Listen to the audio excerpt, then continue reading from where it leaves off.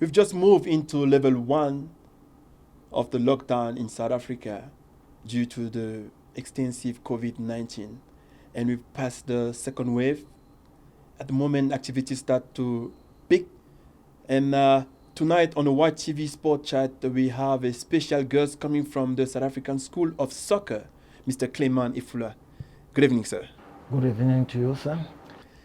Tell me, uh, how did you guys face the COVID? I know with soccer and kids, with all the measure in place, how did an academy like yours manage to survive during this period? Thank you. That is a very good question. Like I mentioned in the previous show that I had with YTV, I said to the public that it wasn't easy at all. You know, it is not something that we planned, it just came. Agree. So, and things that just come, we have to face them. So, I'm here to say that South Africa School of Soccer was really affected by the pandemic in such a way that we had to stop our activities. I remember it was sometime in March 2020 where we were still preparing for the Gocha Cup, and we were announced that there's going to be lockdown level 5 where we had to stop. Yeah. So it affects us since last year, and even today it's still affecting us. So in terms of the impact of COVID on South Africa School of Soccer, I would say we were really affected. Wow, that's a pity. I mean, no one could see it coming, and I'm glad that you survived and then we turn around. And one of the great things that I've heard is activities are resuming, and you especially you have something exceptional to announce to all our viewers on YTV. I've heard that you guys are just ventured and you open a satellite in France. Is not a bold move? Let me take you back about opening of activity. At SAS, we always say safety first, and it is the health of our people first, our kid parents, as well as our staff. So the government allow us to open soccer, but we're not just going to open soccer for the sake of opening. We need to sit, analyze, and check if it is possible. You understand? So I also want to take this opportunity to thank the government of South Africa for the effort that they have put in place to try to save the life of people living in South Africa. I agree. Recently, they managed to secure a couple of vaccines that I think are going on now in several places in the country. And I also want to thank the government for the health department, Yeah. the front line, our nurse and doctor, who always, every day, are trying to save life. So they are member of family, they have parents, they have kids, they have husband or wife, but they're always there to try to improve the situation of the country. And this, as I said, it is with the support of the government. So I would like to thank the government. So coming back to starting the activity again, we are not yet in the field. We are still in office, trying to put something together, see how we can bring the kit safely, and we will communicate to the public when we are ready to do so. And talking about the satellite in France, you know, hard work never kills. Yes, You understand? We didn't want to accept the burden of the COVID. We didn't want to allow it to affect us. The director spoke to me and he said, Clement, we're not going to give up now. What can we do? I'm thinking of opening a branch in France. I asked him, is that possible? are you trying to make us sink more? I said, no, we'll make it. Before I knew it, he registered the company and he got all the paper together. And today we'll announce to the public that we have a branch in France.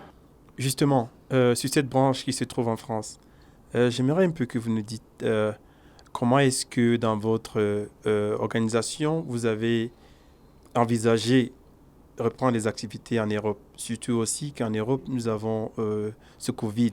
Et est-ce que des joueurs présélectionnés en Europe viendront en Afrique du Sud pour l'académie, ou vous allez avoir une académie déjà bien installée en France sous le nom de SAS?